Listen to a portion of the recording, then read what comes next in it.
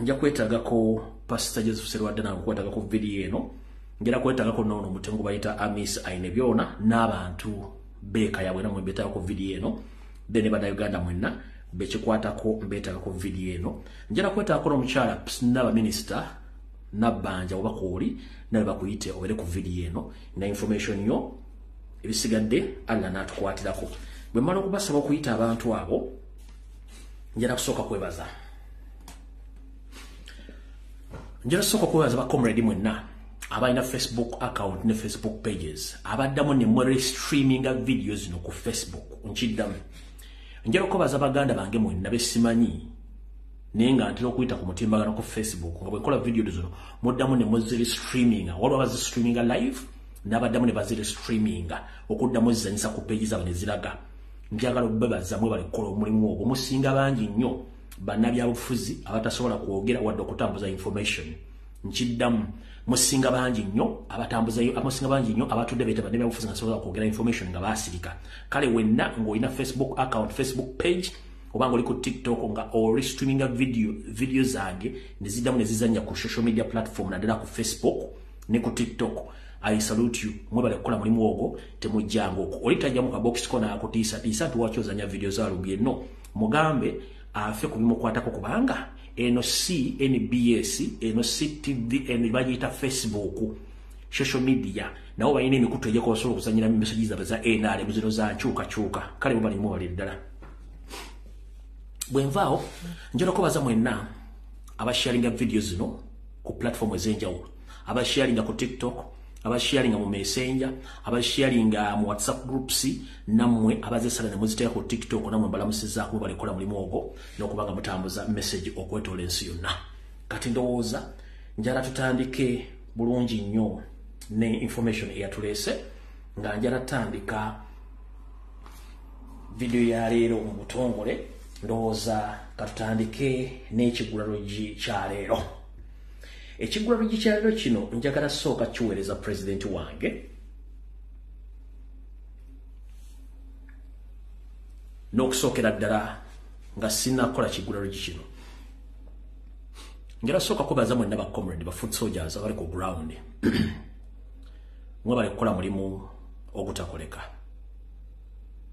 mwebale kukingiriza family z'abantu abo abawambibwa n'abattibwa kiba kyabulyaza amaanyi nnyo bwe sibebaza manyi muyita mu kusoomozebwa okutiisibwatiisibwa okuwambibwa abakubira amasimu batiisatiisa naye nga musigadde ku mulamwa mwebale nnyo mwebalire ddala mukulike eyo jjo okwerekera president waffe gy'abadde agenza ate okusabira ewamu n'effamire y'omugenzi Frank Senteza mwebale nnyo mwebalire ddala mukulike eyo temujjanga okwo alright kati mu kigula LUJJI kya leero njala sooka kutegeeza omukulembeze wange era ngenda kijja mu lugero olugamba nti mu kigula LUJJI kya leero ambatumiddeko mwenna abaagala ekigula LUJJI buno obubaka njala bugendere president njala mbusale mumusindikire so Mr. President ekigula LUJJI kino ekya leero nga tufundikira omwaka kyekyo era nkijje mu lugero olugamba nti okwerinda si buti ensanafu etambula egaludde okwerinda si buti ensanafu etambula egaludde lwaki nkugamba nti okwerinda si buti ensanafu etambula egaludde kasooke mbalage mayi bwe twogera ebigambo bino ababulwa endowooza n'amagezi beebuza amagezi ate ffe tetulina buzibu bwabwe abasinga obungi omukyalo nomubadde mumanyi omukyalo ono y'omu ku bakyala enjasabigu abadde bazoganya Pirato omukyalo oyo mukyala munyarwanda y'omu ku bakyala abadde bavuganya Pirato era nga amusuza teyebase wetwogerera omukyalo ono zembuyaga ezikonta bamugiddewo mu ggwanga eri Amerika omukyalo oyo yembuyaga ezikonta olwaleero bamugyewo nga mugiddewo mu ggwanga lya Amerika kubasanze ng'afiiridde mu buliri bwe omukyalo ono amannya ge ye Diane Rwagira mukyalo ono ye Diane Rwagira Dana Rwagira ono y'omu ku bannabyabufuzi abatebeeryantaba mu ggwanga erya Rwanda naye olwaleero ekiro ekikeseza olwaleero bambi asangiddwa ng'afiiridde mu buliri mu ggwanga erya Amerika asangiddwa ng'asirise mu ggwanga erya Amerika. Ndowooza mutegedde kye mbagamba nti okwedda sibuti ensanafu etambula egaludde. Mukulembeze wange kino ekigwero gikyengenda okuwa olwaleero kijja kubanga kikuwa ekifaananyi lwaki nkugamba ebigambo bino. Omukyalo ono bagambye bo bati nti omukyalo ono Diane Rwagira yafudde ku lunaku lwakuna mu ggwanga erya Amerika gy'abadde abeera. Ye ne maama we bamala emyaka mu mbuzi ekogga nga bataddeko emisango gy'okuba nti tebasasula misolo n'okwenyigira mu buvuyo obw'ebyokulonda. Era omukyalo ono yafunamu akaseera ne bamufulumya naye yamaze omutujju n'akola ki n'amugyawo omukyalo ono zimbu yagezi kunta. Kati bwe nzija n'empa information n'olaba yayambadde enkofiira people power nga despising information egyempa tobuuza ani gwakolera. Bwe tubanga ffena nga tuli mu church oba mu ssabiro nga tugoba sitaani ate ne wabaawo nga waliwo n'olaga nti gwe togoba sitaani muveeko kitegeeza nti oyo omu ku bakozi ba sitaani. Ebintu bino byetwogera tuli mu bintu bya ddala. Kati olwaleero wengenda okujja information eno tandike video ey'olwaleero mu kiggula lw'egikyaleero. Okwerinda sibuti ensanafu etambula egaludde. So mukulembeze wa Kyagulanyi Ssentamu nga bwe nakutegeezezzaako nti baakutaddeko abasajja 15 naye nga baasusikulizingako 11 okuba nti bakunoonya.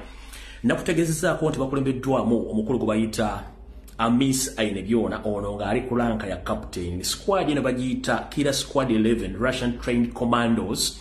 Ekifaananyi nakibalaze kakiddemu omulundi ogusembayo. Then tulyoke tugende mu maaso ekifaananyi nakibalaze kakituddemu omulundi ogusembayo. Ensonga lwaki nnemedde ku mwami ono nze mmanyi abasigale temujja kumanya. Omwami yoyo Amis Ainebyona yakulembera Killer Squad 11 Russian Trained Commando Amis Ainebyona. Yoyo akulembera tiimu eyo. Kati omwami ono ye Captain Amis Ainebyona ono ngali mu kitongole kya Ssemwabi bayina assignment y'okujja Kyagulanyi Ssentamu okuva wetwogerera mpaka mu biseera by'amazaalibwa ga Yesu Kristo omwaka ogujja n'ennamba nagibawa era buli kimu n'ekibateerawo. Kati mwenna ababadde mu kuziika ababadde mu kugenda okusabira omugenzi Frank Senteza kansulenti afande mu Ngereza Edi Mutwe waali n'abala. Omulimu guno abasinga obungi abali ku security president simenti mwetegereza bulungi niyo okusinzira ku drone zange n'abadde bagoberera akabinja kano katandise okugobera president okuva mu avudde Makere mpaka lwe mwatuuse mba Frank Senteza akabinja kano kabaddeyo. Era ene mmotoka gye batambuliddemu yeeyo omuvubuka oyo gwe bayita Amis Ainebyona. Omuvubuka oyo nga yabadde atambulira mu mmotoka eno abasinga obungi simenti mwagirabye. Drone zange zasobedde okubako number plate wano bwe wati. Emmotoka abadde mu kika yadde ka Primo y'emmotoka gye yabadde atambuliramu. Yadde atambulira mu mmotoka eyo okutuuka mba Frank Senteza. Emmotoka eno kika kya Primo gye yadde atambuliramu emmotoka gye yadde atambuliramu kika kya Primo ngeri UBD 224W emmotoka gye yabadde atambuliramu kitegeeza nti already bali mu move ey'okugyawo president. Nkulaze oli omukyalo Omunyarwanda yazikiridde Rwanda yazikiridde mu America kati nabano bali mu move ey'okukola kye babatuma.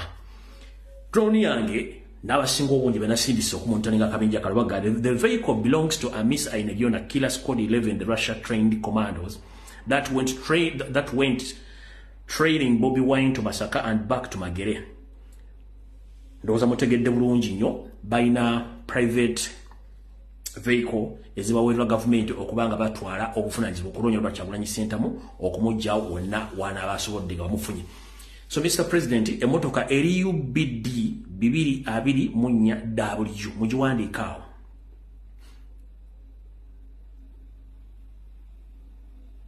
Mugiwandiikaawo yabadde yakala njeru.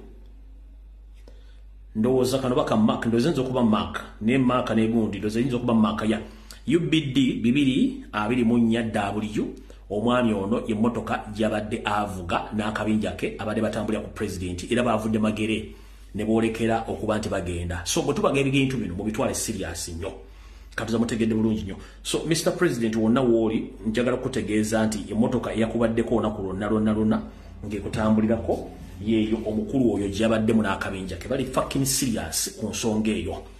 Bagiwandi UBD 224W yeeyo emmotoka eyabadde ekutambulirako. Era mu kiggula Lujji kino nga sinnafundikira njagala kuwa ku brief history w'omuvubuka ono yani era biki byayinza okukola. Tufundikire ekiggula Lujji tutandike video gyaffe eyatulese.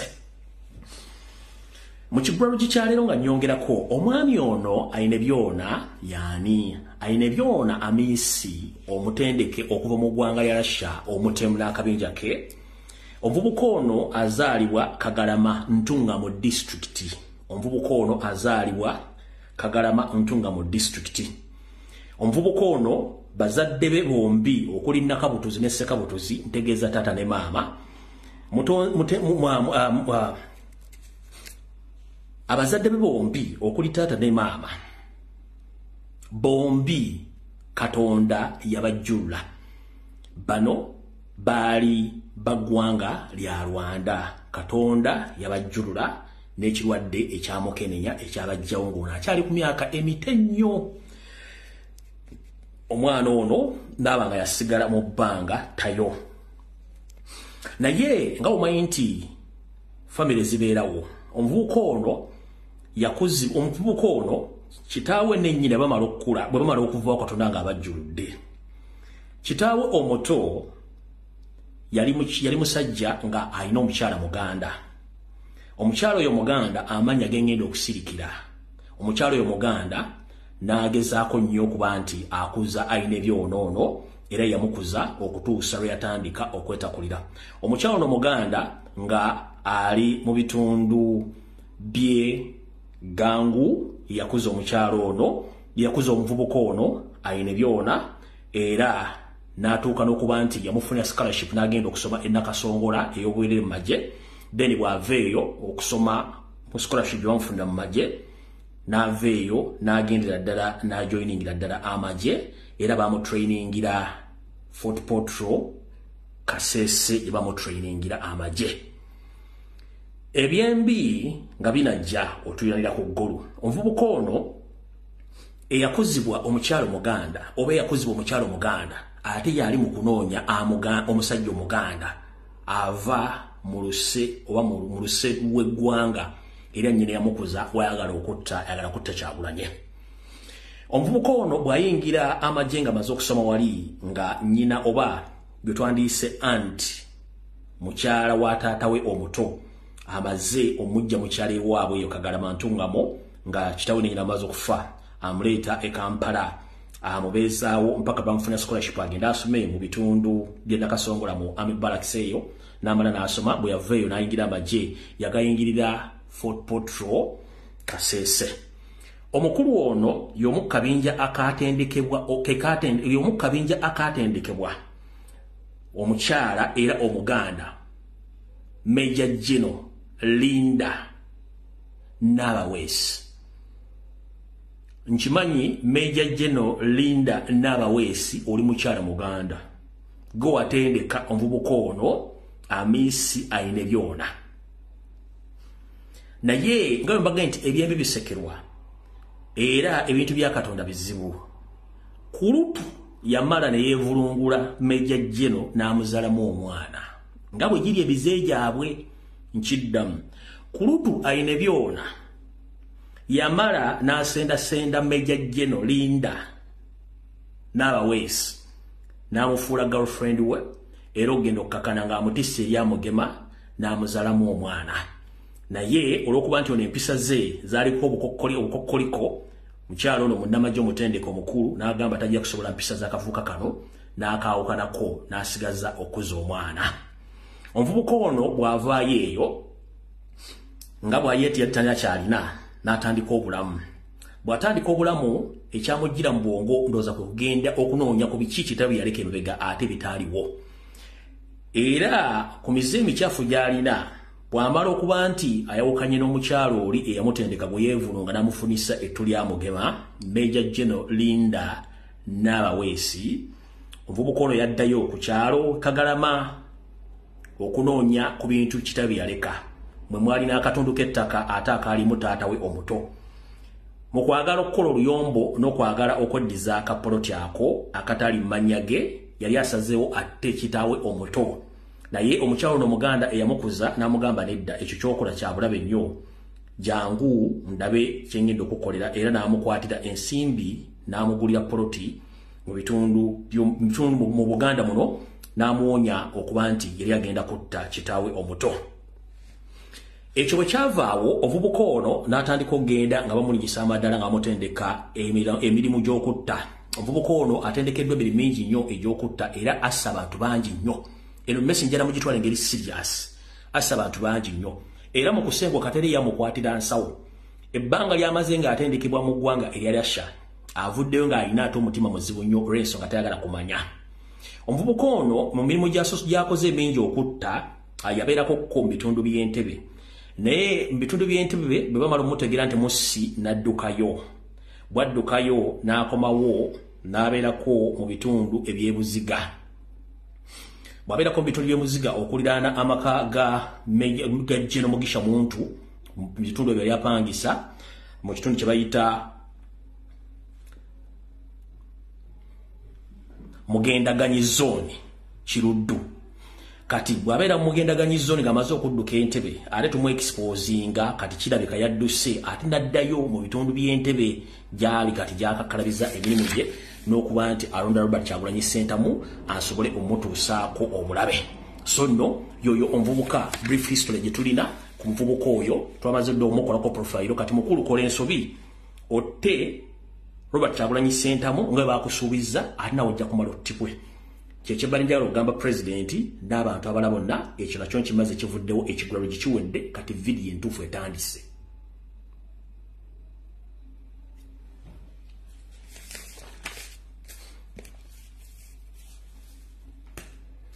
Mu kkooli erimu kansoke mala okuyisaawo na kano. Omutima gwe nina gwawukana ku gw'abantu abalala. Muyinza okundaba wano ku social media nga ndi mukambwe nnyo naye ndi musajja mwangu ate ategeera atayagala ntalo. Nze omuntu oba onkozeko olutalo nkutunuulira. Naye sijjina muntu gwe ngenda kusalira musango. Katonda yalina obuyinza okusalira omuntu omusango.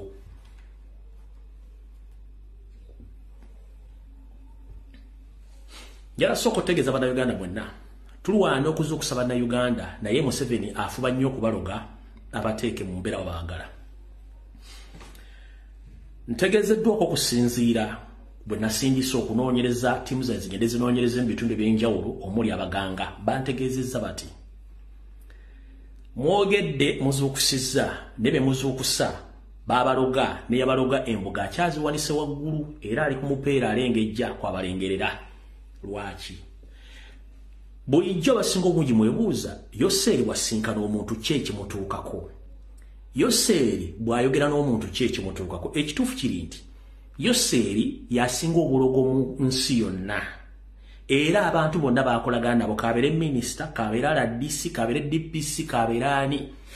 The moment kasita Yoseri yakusinkana oba n'akwapointing oba n'akwogerako nga oli mu kabineti ye aba amaze okuwongayo mu mikono gyabo bayagala bakuggyemu obwongo y'ensonga lwaki buli muntu yena mu NRM bayika Windows Museveni amala baloga era akozesa baloge. Y'ensonga lwaki osanga member parliament wa NRM bwayimu kwogera nzo okuluza Joshua yayogera. Osanga wa police asavinga mu gavumenti ya Museveni bwayimu kwogera olowooza bonna bafuuka enanga.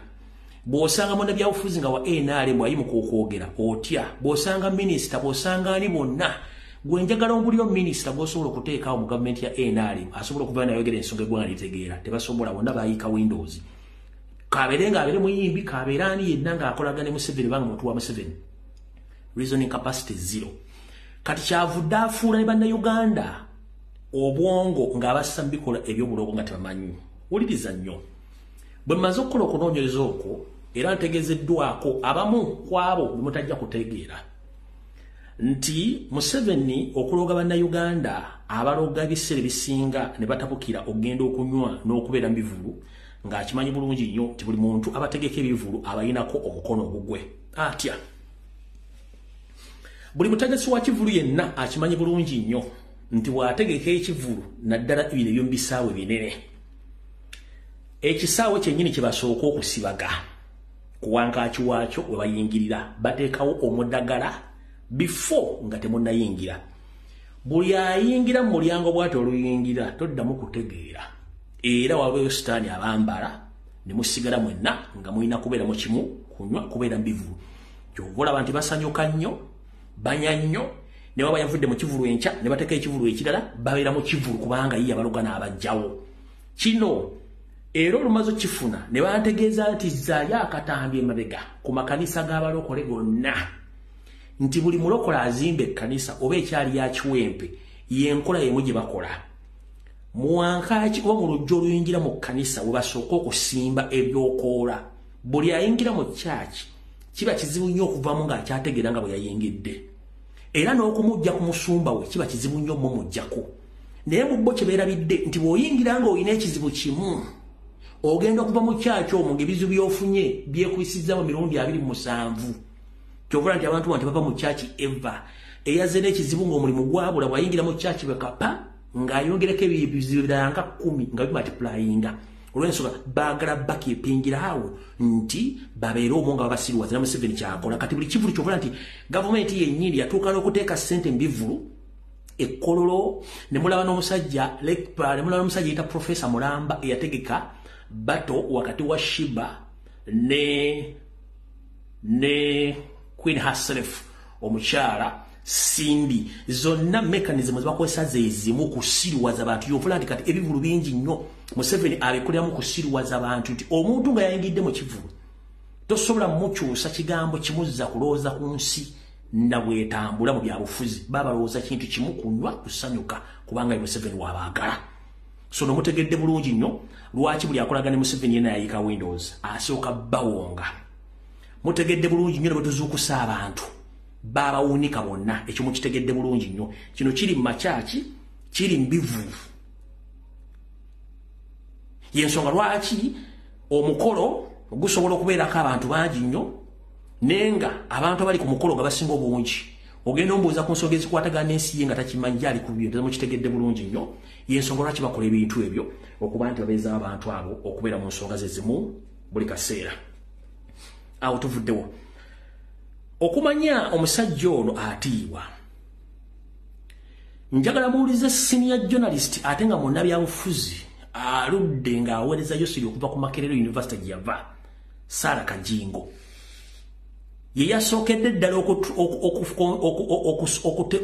okwolesa obwenyi mukama we n'amugamba ekiri mu public naye nga Museveni gwe yadde akigamba akimanyi nene Sarah Kajingo yabadde akankana ga Museveni nti waliwo abaana abawambibwa kiryoke kikutegeeze Museveni ono lwaki abantu bonna baakozesa era simanyi muzimu ky'obwadde buli nnyo omukazi nomuwulye bulungi nnyo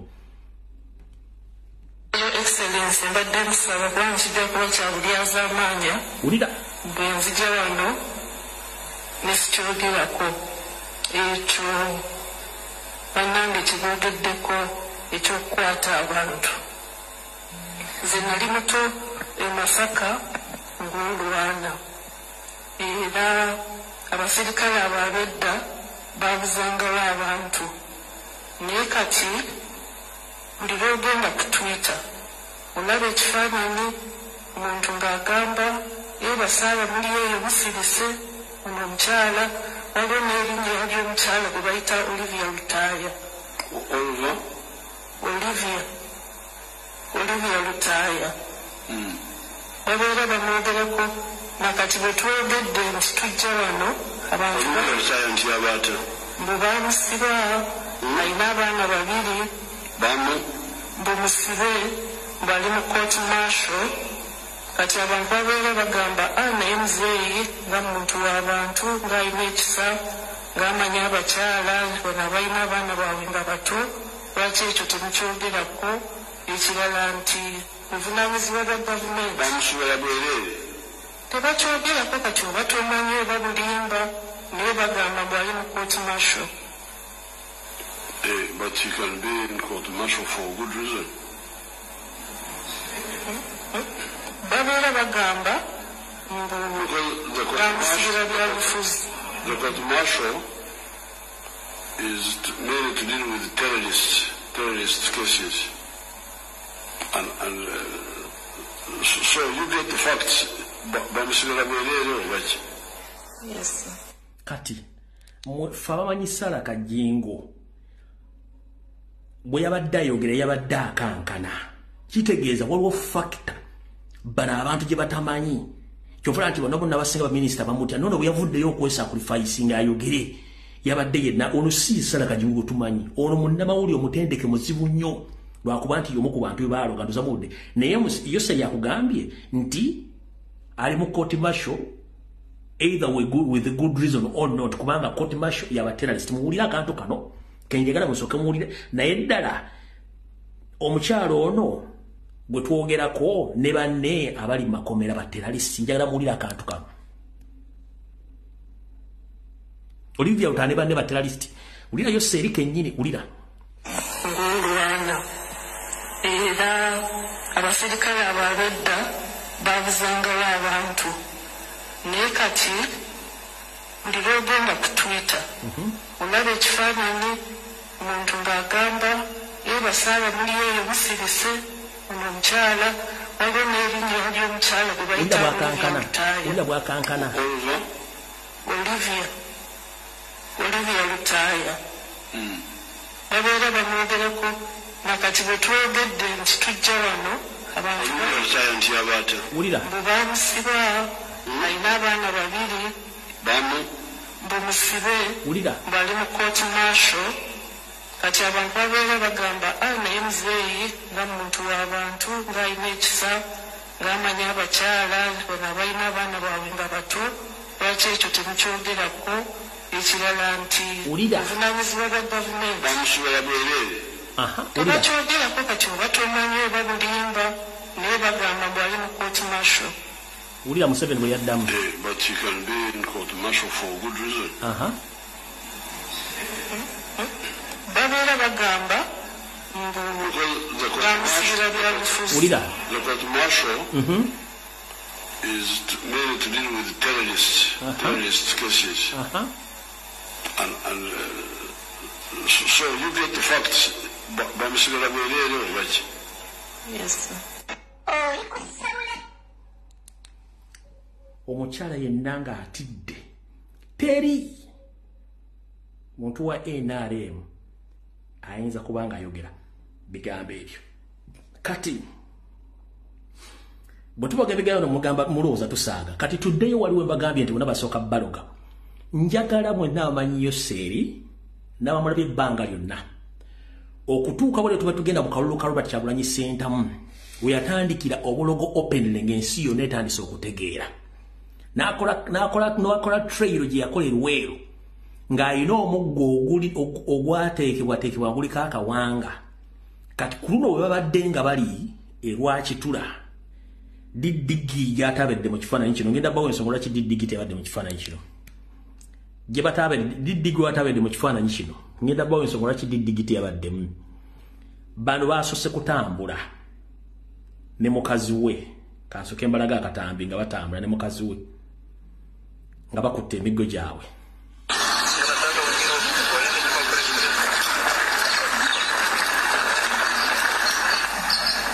kano omukazi yafunye omuggo ogulaba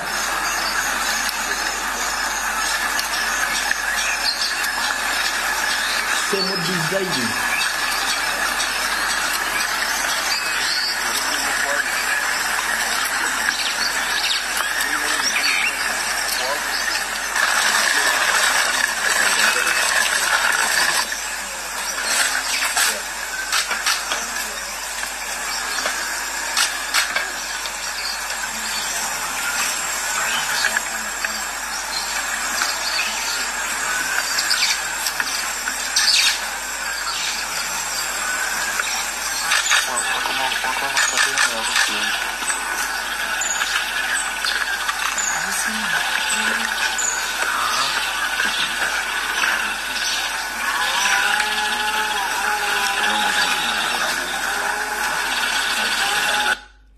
kati emige Yoseri yasoko kubera nga yagenda mu trade nga tugenda mu kalulu nagere bakola trade batambule mu almost zali 7 days nga bali mukudda mu okusiba gemizimu gya Buganda bonna abantu batta mu Buganda ne bamuwa omuggo kati yagwale ne mukazi we kitegeeza ono kati yazzeeko ebintu by'obukulu by'obulogo naye bwe yavudde yagambye nti mulwadde wa covid naye bagembu kati yafunye senyiga 19 lumimamagwe naye ebiri munda byogera kiralo senyiga 19 yeto tujja gendayo naye buli kimu kitegeere nti buli muntu yenna kati ennaku z'abasinga obungi bonna babawunika era bawunike ensonga lwaki Didigi teyabadde mu kifaananyi kino tugende mu maaso bwe bamaze okusinkana mu family meeting eno Didigi yalinyiddewo ennyonyi n'agenda ewa Piraato n'awaayo omusango baguyita Lumbuye atufuukidde ekizibu system yonna agikubye tugezezzaako mu tracing alimye kati Didigi tiyalinze ekifaananyi kino ekya family n'abuuka n'agenda ewa anko we Piraato amusabe akabinja kakabatujjuka gye kanoonye Lumbuye naye Didigi kansubire nti information genda fulumiza ensi yagitegedde okusinzira ku results zenfunye mugeza ne musalimbira wano mujja kutegeera kubanga ntegezeddwako nti information already yatambudde okutuuka ku bitebe bisinga obungi bamaze ddo bategeeza era babadde bafunye the intelligence about it kati wano we wali okulena okukomba essowaani naba minisita Nabbanja bwe olina passport yo mu ngalo fulume eggwanga Uganda from now and June fulume eggwanga Uganda kano ke kamme video kamwe we are fortunate that Kibarama was he was arrested recently in October in a place called Kakiri and he is one of those that is claimed to have killed police officers in Chiboga, Wakiso and other places. Nabbanja bwoba ina passport yo fulume eggwanga Uganda okuva leero mpaka mu Gwamukaaga fulume eggwanga Uganda others otafuluma ggwanga Uganda ebiddako Katonda yanamanya nze sisalira musango muntu yenna kubanga Museveni amala bambaza mizimu gye n'abasamirira mwena ne muwunga Nabbanja mu meeting eyasembyo gye ndagize kifaananyi kiro baako kansolinze ogenda kuttibwa era ng'ogenda kuli pressingibwa most likely Wasanya Kalori Charles Peter Mayiga Sano Gamulengejja most likely bagenda kusikiza Salongo Wasanya Gamulengejja alaje Charles Peter most likely na yenga batudde miri bagamba nti onavyo ngekigendo kussa buno obujulizi na kulira International Criminal Court na wanga azama aso gazibye na uliza buuliza video eno ebesi ya we are fortunate that Kibarama he was arrested recently in October in a place called Kakiri and he is one of those that is claimed to have killed police officers in Chiboga, Wakiso and other places. So eono yegenda okuvaako entabweyo eyo bagivundi kati nkubuulidde information egitwale oba gireke woogirese it's up to you nkugambye from now up to June kwata passport yoddoke Musafiri Nabbanja Prime Minister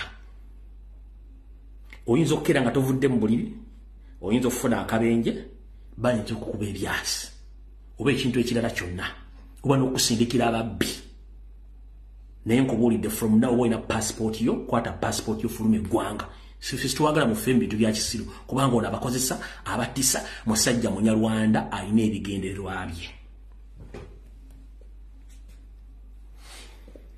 njala kuyita mu bwangu soka tuva ku information eno alright nga tusinzira ka video kano wammanga njagala abantu b'oku Masaka Road mpaka Kayabwe muwulize ka video kano Bwama Town Council kyekimu ku bibuga ebisangibwa ku luguudo olugatta Kampala ku Masaka era nga lukozesebwa n'abava mu mawanga amalala nga Burundi, Rwanda ne Tanzania. olw'okuba buwama kibuga ekikula abakulembeze bagamba nti abantu bangi abava mu mawanga amalala agaliraanye Uganda abeesudde ekitundu kyabwe naddala ku bizinga okuli Bunjakko ne Buyigga. Baasi ze zibaleeta ne baviiramu ku checkpoints eza baasi ezo. Bwe batuuka ku checkpoints ezo beegaba, abamu ne bagenda kugeza nga ku myalo e Bunjakko, abalala ne bagenda e Buyigga, abagenze kupakasa. Tusanga abantu abo nga bali mu bitundu tebalina boogerako batayaaya butayaaya, abamu ne batugamba nti babaze kunoonya mirimu. Naye nga waliwo akakundi k'abantu abayingiza abantu abo mu bumenyi bw'amateeka. Ntera okubeera kubanira n'otunuulira gwe bawandiika nga yeddira nkima naye nga talimanyi na mukulu wa kika n'Oluganda talwogera ng'alina gy'avudde. So abo bajja kuno ne bafuna n'endagamuntu era ezimu zirimu. Alright. Njala okuddamu otegeeza bannayuganda mwenna gye muli naddala bali ku luguudo lw'e Masaka. Waliwo ekitta bantu okuva e Lukaya okutuuka e Kayabwe n'ebyo bitundu bye boogeddeko mu kavidiyo kano. Ng'ekikolwa kino kikolebwa abasajja abali trained naye nga bava mu ggwanga lya Rwanda. So far bakandipootingira abasajja basinga kutta basajja. Bakatta emirambo 27. Emirambo gye batta bagikwata akabaddiya ne bagisala ensingo, emirala bagifumita ebiti mu lubuto lwano ku mutima ne bakulekamu ekituli bakusibako akaayi okumaakinga nti gowedde. Ekigendera ky'abantu bano kutwala amataka g'abantu bano kubanga buli lwoddira ekitundu okijjamu ennume kitegeeza enduusi tezigenda kuzaala. Tabasajja bokka naye ntegeezeddwa okusinziira ku sources zange nti kino bakikola okukendeeza ennamba y'abasajja bandibadde balwanirira obumenyi okulwanirira famire zaabwe obutazitwalako ttaka. Ntegeezeddwako mu kitundu kino waliwo proposed plan eteeka lifainale mu kitundu ekyo ate n'ekirala ekitundu ekyo kirimu ebyogagga ebyomu ttaka bingi nnyo. Yensonga lwaki abasajja bano Abanyarwanda abakolera Museveni bagezaako nnyo okuba nti bakozesa okutta kuno okusanya abantu naddala mu bitundu ebyo bya Kayabwe n'okwengera mu bitundu ebirala okuba nti batta abantu mu nzita ey'ekyonoonero. So njala tegeeza eggwanga ne bannayuganda mu bitundu ebyo mwegendereze nnyo. Jjukira nabalaga nti wano wakyali waliwo office eya Flonasa mu mpemu eddakiika ensasatu. Wano waliwo office ya Flonasa mu mpemu eddakiika malokebera mu akayivu yange bwemba maina mu kusiimula siina yankwatira nsawo. Nabalaga obupande obwo buli Lukaya wa Flonasa. Simanyi oba nkyabulina muno. Bwe naba sibufunye nja bo bateerayo mu bulayi bulungi nnyo owa Flonasa then tugende mu maaso. Yinza okuba nabudde eriitinga. Kale Flonasa eno owe ekibiina kino kiri presentinga obutemu bwa Museveni bwe yakola ng'akyali mu nsiko. Lindako mala okulaba muninde mukatunegeri gy'emironyezaano ku speed nyinza obutasobola bifuna. Naye obupande obwo nabo balaga ku vidiyo emu wa Flonasa office tower ziri Lukaya. Ne saazi ne mbamuloonya engeri gye mbasabutadde mu archive ya bo balaga bujja buzzi y'ensonga lwaki kati sisobola butrace ng'ate ng'obudde tulina butono. Mala okuyitamu wano katono dakiika emu esembayo ndoza nja bubaleetera ku lunaku olulala. Kale katugende ku vidiyo tuddeyo ku vidiyo bulungi nnyo. So ndoza mutegedde bulungi nnyo abantu abali mu kuttibwa mu nsonga ezo. Alright, awo tuvuddewo ndowooza kati katugende ku main information. Bwe nabategeezezza era tukyali mu kkowa eryo buno bakanjera bugende eri UPDF. Mwenna abakuumaddembe b'eggwanga Uganda aba UPDF. Leave apart SFC, leave apart ISO SEMI. Njala tegeeza mwenna aba UPDF. Kyekiseera muzuuke ba brother ne ba sister bali mu UPDF nga muli bannayuganda original. Yoseri tibahaburu tabayiswa mutabani wa kale kinsete bizede sanga bisibire mutabani we daily drinking general mu house Kanyarugaba. Mu mpola bali mu kusaanyaawo abayikulembeze bamwe abali mu majiga UPDF nga babajjawo n'ekigendera ekyokuleka Abanyarwanda beddiza amajaago namwe babalisa akakanja. Nga bwe nabagambye nti oluvannyuma lwenafulumiza information ekwatagana ku program ey'okutta Robert Kyagulanyi Ssentamu n'ekwatagana ku program bwe baali era bagenda okukozesa abamu ku bantu ba Nuupu okujjawo Robert Kyagulanyi Ssentamu balowooza nti omwami ono akubadde akulira UPDF Engineer Department boss Major General asiimwe nti omu ku baali baleakinga information ne bamotta. Major asiimwe basemutte. I'm here to confirm this information. So whoever still serving in UPDF, I'm here to inform you, let nobody deceive you. Major General Asimwe was killed by Muhoozi Kainerugaba because he thought that it's Major Asimwe who was linking the information about all the plans to assassinate Robert Kyagulanyi Ssentamu, aka Bobi Wine. It is Muhoozi himself who ordered the arrest of Major Asimwe. Thereafter, he was brought to Machinde Barracks for interrogation. From there, they ordered him to be brought back to Mbuya Barracks, where Muhoozi himself killed Major Asimwe.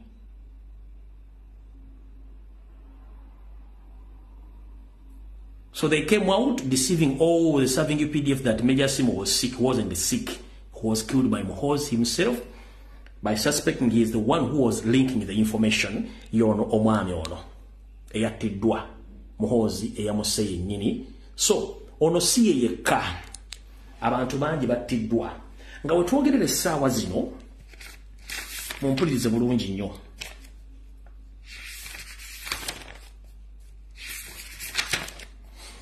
We twogerera essaawa zino abasirikale abali ku lanka nga tezituuka ku jeno abawera 600 nga bannansi abasinga obungi bali mabuusu.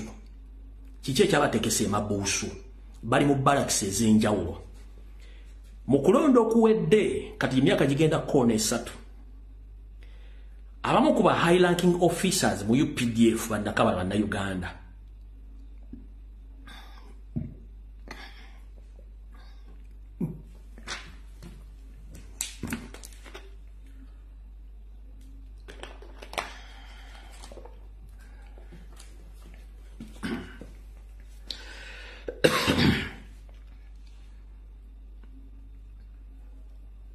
abamu ku ba high ranking officers mu UPDF bannakabala bannayuganda abawera 600 bali mabuusu.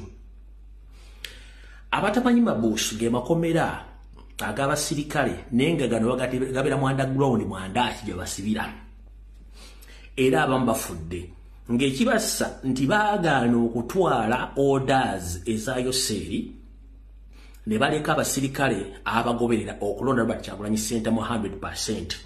Kino kyanyiza Diddi ne Museveni ne balagira bonna abasirikale abo 600 bakwatibwe. Nenjala bategeeza nti abasirikale bano 600 abasinga obungi ku bo bafudde era n'emiramu gyabwe ne giziikibwa nga tebalina we bali wonna essaawa zino. So nga ate Yoseri kennyini akimanyi bulungi nnyo nti amagye gaamukowadda kyeyava yagajjako emmundu kyalina okukola batulugumya. Naye nze njagala okubuuza munaabeera mutya okubeera mu nsi nga muyina erinnya lye bayita Uganda People's Defence Forces nga bannayuganda bawambibwa ku makya n'olweggulo ne battibwa nga ba senior serving officers bembadde mumanyi abali well declared abagala ensi yabo kukyuka bakwatibwa ne battibwa nga temuvudde wadde okweyogerako.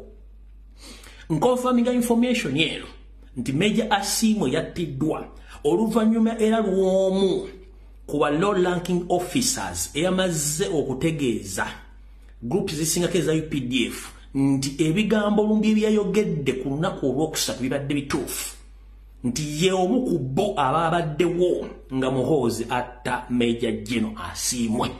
Yakutte pisto n'asubba kigala kya mundu mutwe n'ajja pisto ye n'agimuteeka mu kamwa n'abba omusajja essasi lyamutiddewo. Family ya Major Asimwe bwe mba mulowooza nnimba manye entaana ebasobola okubateeka okubanga baagiganye ogiggula naye tebabakkiriza kulaba ssanduuko ya Major Asimwe. Bamukubye essasi mu mubiri w'obwongo buno bwonna ng'omusajja ono Diddi yakikola. era tebabakiri entana egenda kukuumibwa ne case egenda kubanga tekkirizibwa kugigula wabanga akyaliwo. Kati kino munjagala mutegeere information gye bawadde kuba okusinziira ku sources za nono omwana ya confirms okutegeeza abasirikale banne nti it was Muhoozi naye kennyini baamulidde over tebamanyi bwa yawonye oba tannawona. Muhoozi kennyini yamuyise namukwata ne bamulyawo over. Kati nze mbuuza mulinyumya mutyange eggwanga abasajja banyala bali tutte nga mukimanyi nti ku baana bonna abafulumizibwa okutwalibwa ku operations omuli Sujja ku operation eziri mu Somalia, operation eziri e Sudan, eziri e Central African Republic neziri e Congo nga tebatwala munyalwanda n'omu, batwala ba indigenous. Ne kubisa tebigenze kuddako batano oba mukaaga nga basigadde wonna mission ya kubattira yeeyo ne mwetulako. Mumaze ebbanga temusasulwa ssente kati mugenda mu mwaka mulamba temusasulwa nsimbi. Mulina abaana, mulina amaka, mulina future, musavinza amagye kati emyaka mugenda mu 10 bala myaka 2 temulina nyumba. Abaana mubasula mu iniport nemba mujje ebiwojolo ne ibawulira temulina freedom. Temufuna leave amaje mulinganga basaini ngogenda mu geyena nenga mukimanyi bulungi nyo tumusajja afuge eggwanga simu na Uganda esongola kyata bana Uganda. Abaana ba UPDF na muri buli battalion yonna buli barracks yonna bana abasajja si bana Uganda. Yensonga lwaki batta abantu, yensonga lwaki bali mu kusaba ba major abaduumira kubanga bakimanyi nti bwe muzuukwa mugenda kubabeerera bubi. Kati mbategeeza mwenna bavubuka abali mu UPDF ng'oli munna Uganda. Museveni talina kumwe gwayagala, abakozesa bukozesa kufuna byayagala. Yensonga lwaki nti SFC bana sophisticated weapons bafuna omusala 1.5 bali emmere tabule bali breakfast bali lunch bali ekyeggulo ng'emmere yanjawulo bali n'enkoko ng'olunaku kinga ne ku Christmas temwasobodde kulya nnyama muli mu tent mwebase nga Museveni sente zammwe buli kimu bali mu kuzimbamu akeedi ko bagaso batwalako abakazi bammwe n'okubatta. Muri yugira ki ku nsinga Uganda esano nga bannayuganda bali mu kuttibwa ng'ate mukimanyi nti mubulina okutaasa eggwanga. Kale mbategeeza buli kimu no mukitegeere nti ba officers bannammwe abali high ranking officers abali mu 6 bali mabuusu nenge namba esinga obungi yonna battibwa era bali mu kuziikibwa nga temutegedde lwaki bali mu kukola ki, bali mu kuttibwa. Awo tuvuddewo katugende kusonga endala. Ku Lwokusatu nazzire mbagamba abasinga obungi kyemubadde temwategedde kansoka nkibaddire mulungi nnyo. Yoseri n'akabinja ke kajja mu Uganda nga balina ebigendera byako bimutamanya. Era nabategezezaako there is ongoing genocide in northern part of Uganda. Madam I'm calling upon all the peace-loving Ugandans in the northern part of Uganda. Please, there is an urgency to intervene in the situation which is taking place in the northern part of Uganda. Our brothers and sisters, as we speak right now, the big number of them are missing. Those who got the chance of free the country, they have left the country. Now they are in South Sudan for their life. Because Museveni is determined to take the land and to kill whoever becoming a stumbling block in their mission of taking the land from that part of the northern part of Uganda. Madam Zena Zedriga and other colleagues of yours, please, with immediate effect, I beg you kindly, please, if it is possible, whenever you are, you can inform the international community, including all the embassies in Kampala. Please inform them that there is ongoing silent genocide in the northern part of Uganda, more especially in Apa and the other neighboring districts. And in the coming year, January, Museveni is planning again to invade Karamoja region to do the same as he's doing right now in Apa. So our brothers and sisters in the northern part of Uganda, we pray for you. But as we pray for you, it's the same thing which is happening in the central part of Uganda, that is Buganda.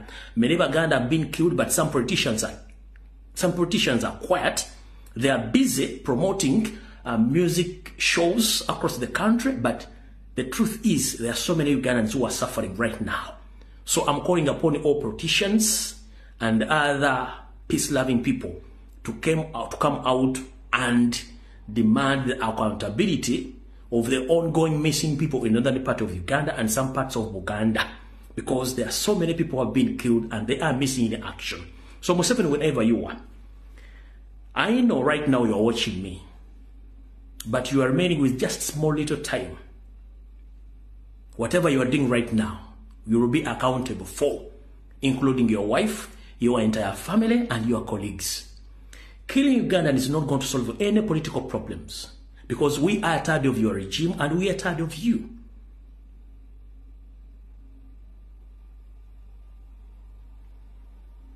You are using the old tactics of blackmailing, divide and rule, but I promise you, those tactics, they're old-fashioned tactics which can't work right now.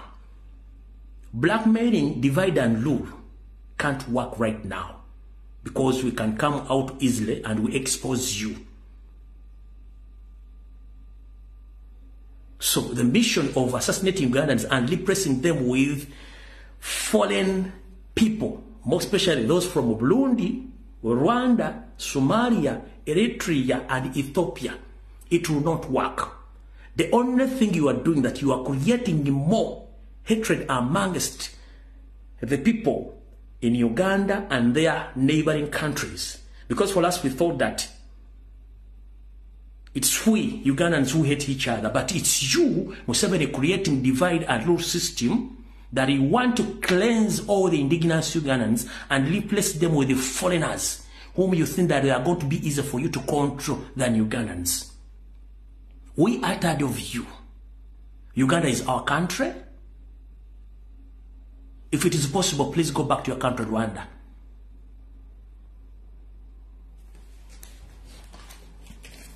Tugenze maso. Kati mwabatamanya kandu bavire ku ntono. Abasinga obungi muyinza abalina emyaka gye njagala okutegeeza be balina emyaka ali bali mwana okudda waggulu.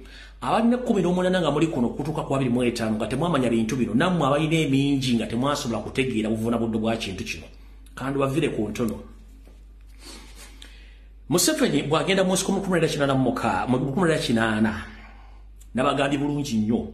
Mugenda mu nsiko muno yagenda n'abasajja baganda ng'abantu beewa bayita bo bamwegaana. N'agenda n'atulugunya buli muganda bw'amala okulwana olutalo luno nga lutuuse lunaatera okuggukira. Museveni yagenda atta buli muganda yenna okukendeza ku nnamba.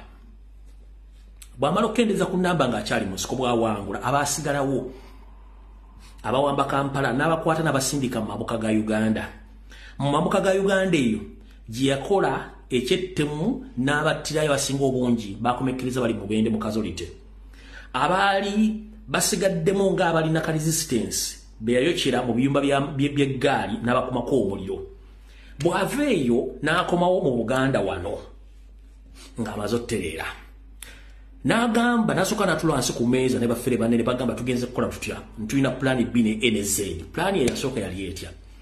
Yalowooza nti abasajja bano ba Northerners babadde mbuyinza ebbanga ddene, nina obbateekamu olutalo olugenda okubaleka nga tebali stable, nga tebalowooza ku politics, nga kye bajja okulowoozaako botya basobola okusurvivinga.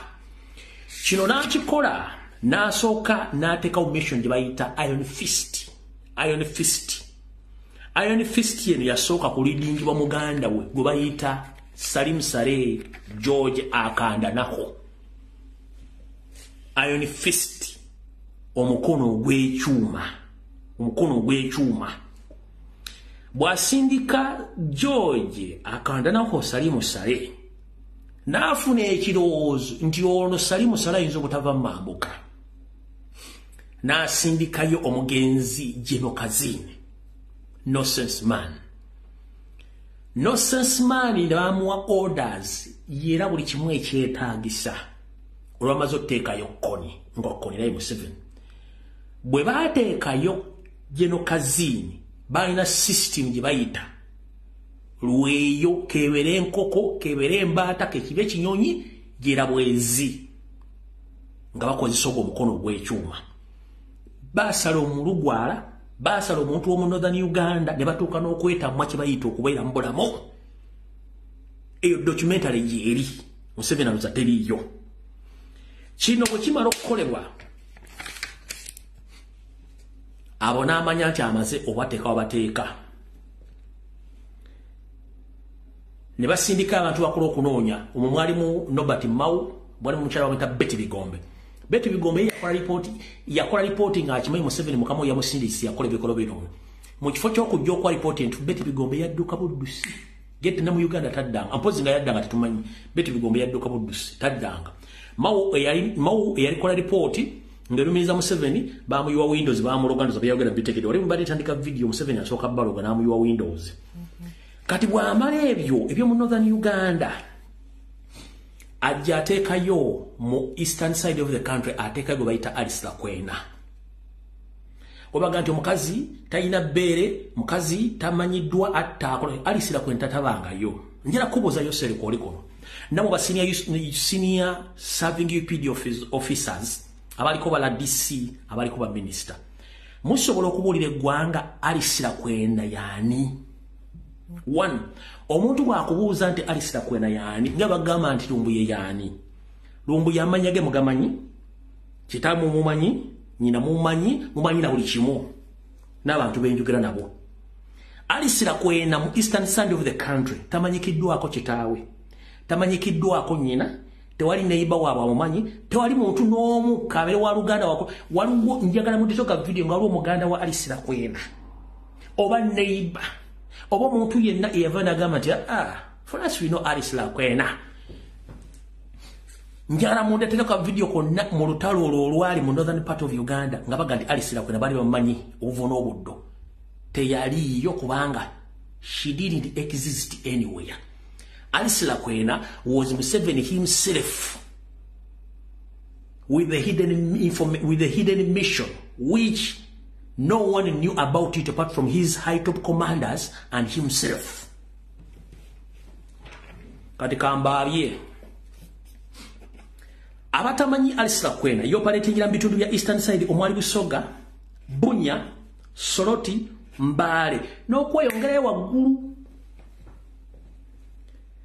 Ekyasayo operation eno eyokunoonya Alice Lakwena. One, Museveni yamanya nti mu eastern part of the country tiwali lutalo eri abasajja ba politicians abamanyi politics, eri abakyala n'abasajja abalina ssente abagagga, eriyo ba historians abali mu kitundu ekyo abamanyi ebyobufuzi nga tajja kusobola kutambuza byabufuzi byo nga byagala ng'abantu abo gye bali.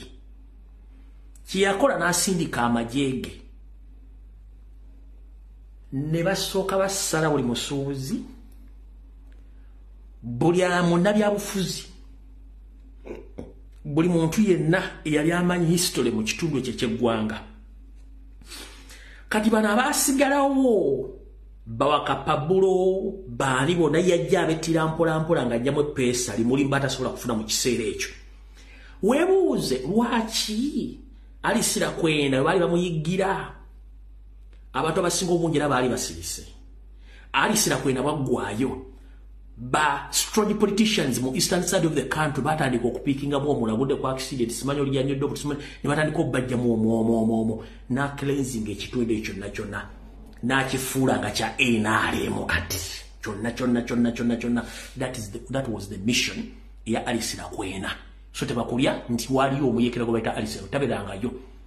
Mubeera ku YouTube, mubeera luddawo, mubeera mawulire, oli mubuuze akuleetereyo Alice Lakwena history olaga nti bamuzaala wano.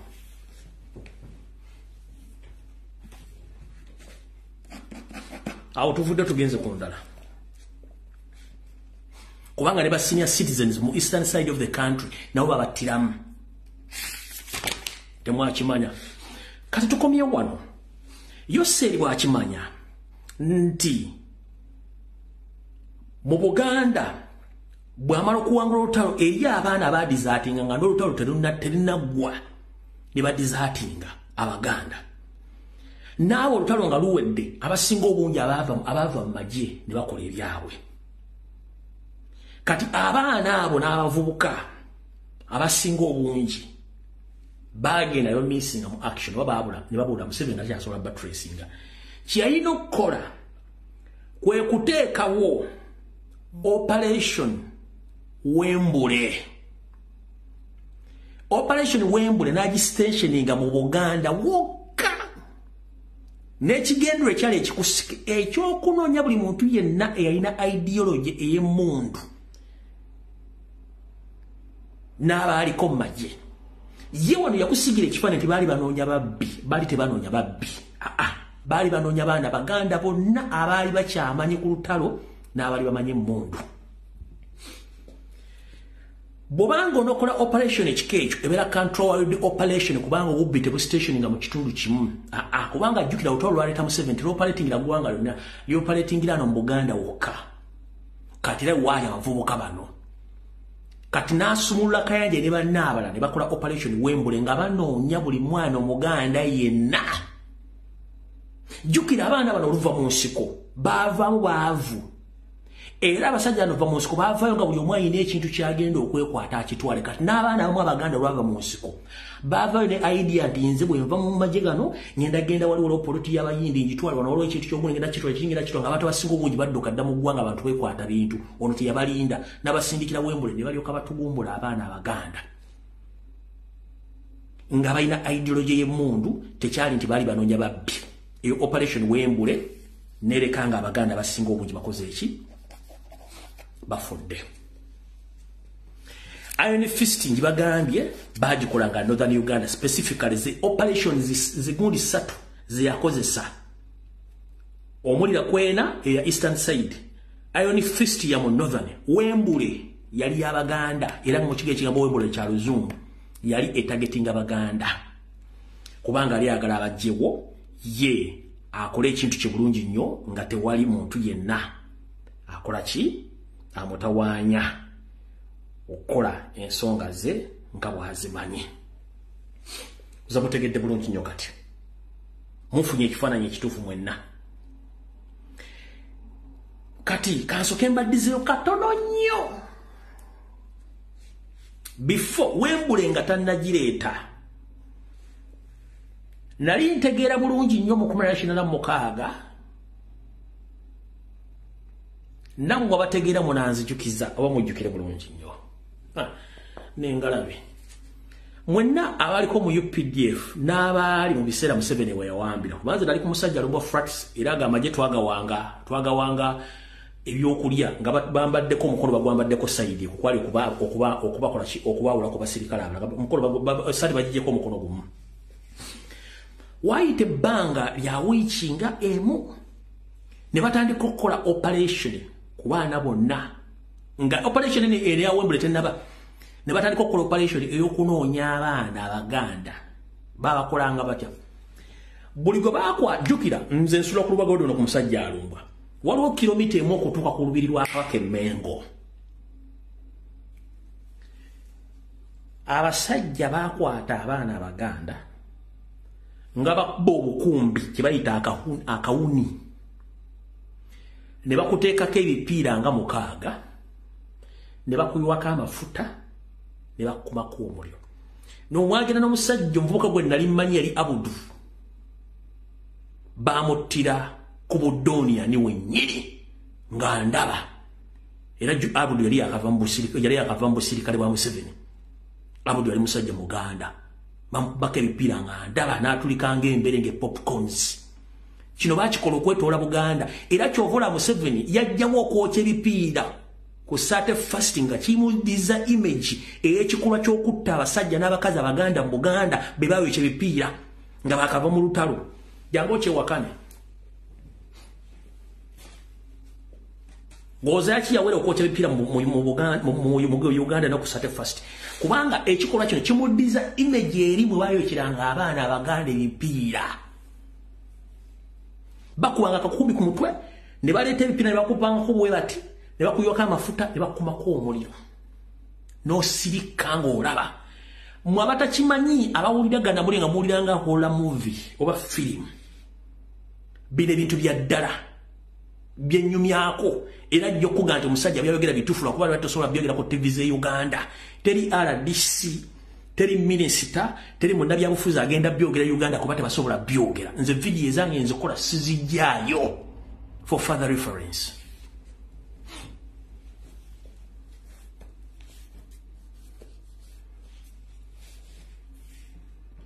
Yensonga lwaki yajjawo kwokya ebipiira kubanga kyali kizza memory eri baatuvumbulira Abaganda nga bakawamba. Nagamba mujje ebipiira sana koddamu kwokya ebipiira mu Uganda. So sirwa kubamba yali akontrolinga pollution no. Bipiira kujja abana bayo ky'omwana Omuganda mu Kampala wano. Kati nze nkugamba area eyange mwe nakulira eya Kampala Central. Kwa Kampala Central mwalimu bali operatingira ku mulubiri Mengo nga operatingira awo nga operatingira ku Nabagereka bo operatingira ku Basiima bo operatingira ku Social Center mu Kampala Central muzana ku Kyagolodi ewa Kiseka yingira gende eri mu Kabugube zone kubanga eyo namaje gali gakyali wagakola operations bino bitundu byabagamba biri mu mutwe gwange kubanze nzali mu Kampala Central. Gwata chimanyi ngo uli amuli mapya uli ahola movie, it's up to you. This is the reality.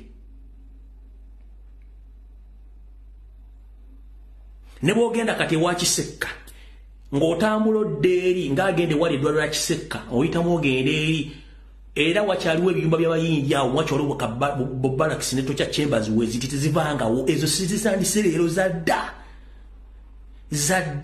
tezitandise leero.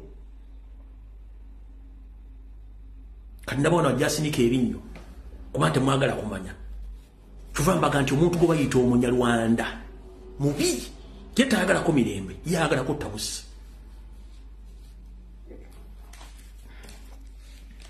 Ekinjagadde kiza kati wamala okukola ekyo kyasooka tekyammalira n'alyoka agattako operation Wembule. N'alyoka agattako operation Wembule. Neryoka eri abaana bonna.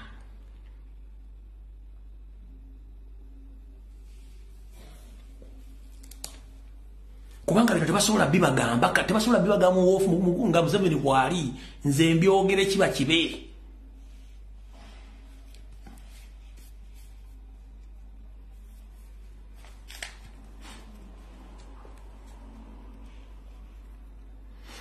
Kati nakino mukiwulirize. Wetwogeredde essaawa zino Yoseri ali mu kuzimba barracks ey'amagye mu kitundu bakiyita Butyaba Masindi district. Museveni ali mu kuzimba barracks endala eri mu kitundu bakiyita Butyaba Masindi district. Ne barracks eno essaawa zino ndowooza neetera okugoba ewedde. Barracks eno ejjuddemu Abanyarwanda, Aba-Ethiopia, n'Aba-Eritrea, aba-trainingibwa ne mission enneekosifu. Let me repeat this statement in English. I'm here to inform the public and even the Parliament of Uganda that every time you pass a supplementary budget and you give that money to Museveni, he creates himself his own defensive mechanism system by building more barracks across the country to protect his dynasty. As we speak right now, there is ongoing construction of a new military barracks in Masindi, in the place known as Butyaba Masindi district. This barracks is full of Somalians, Eritreans, and Rwandese with a hidden mission against we, the indigenous Ugandans.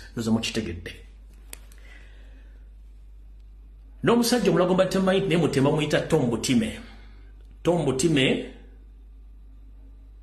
naye okusinziira ku sources zenfunyire yayinza okuba si Munnayuganda oligiro mu bitundu by'e Kasese mu mountains ezo baŋŋambye nti eriyo mission egenda maaso nga tebakkirizaayo muntu yenna kuyingira nsozi ezo.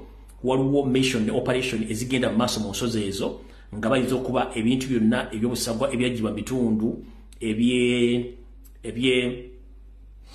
mu bizinga by'esese ebyokulwanyisa ebyamaanyi ga namuzisa byatwalibwa mu bitundu ebyo era nga omuntu yenna akwatibwa oba ateeberezebwa okuba nti omanyi ku information ekwatagana n'ebyokulwanyisa ebyo ebiri mu nsozi eziri mu bitundu by'e Kasese ottibwa.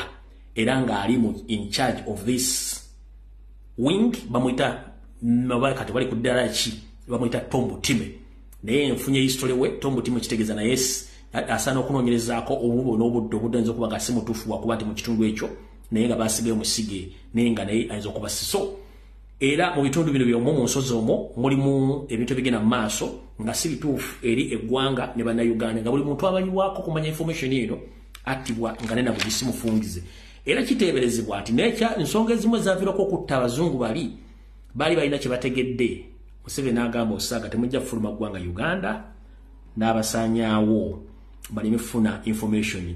Nga batoli mu America yali azze okunoonyereza ku buli bw'enguzi mu Uganda naye nattibwa. Bamukitegedde bulungi nnyo. Kati njagala tusooke tudde wano bulungi nnyo.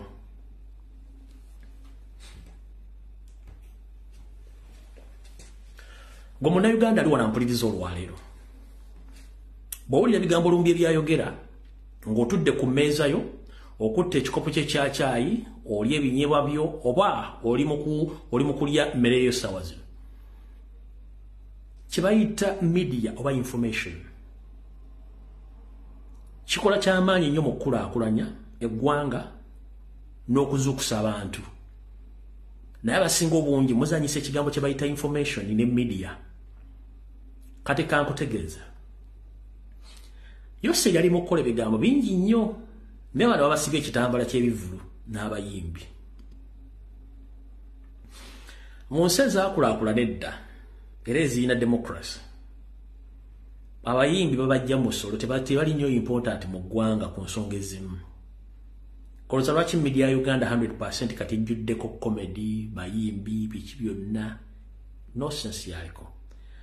Ensonga y'eno Museveni mission ye ey'okutwala eggwanga Uganda egenda mu maaso etya kandi okuvira ku ntono.